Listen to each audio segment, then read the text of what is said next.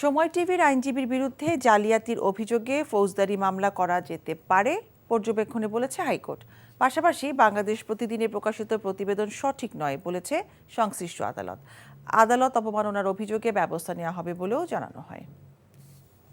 মাননীয় বিচারপতি জনাব ফিজা আহমেদ চৌধুরীর দৃষ্টি আকর্ষণ করেছি এবং তিনি এটা দেখার পর উনি একটা অর্ডার পাস করেছেন এবং তিনি পর্যবেক্ষণ দিয়েছেন এই সংবাদটা সম্পূর্ণ মিথ্যা এবং তিনি আরও আদেশ দিয়েছেন যে এই সম্পর্কিত সংবাদ যেন কোনো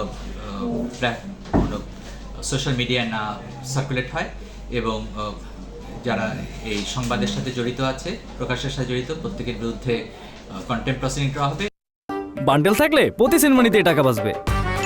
বিকাশ সেনমানি বান্ডেল কিনে জিতুন প্রতি লেনদেনে।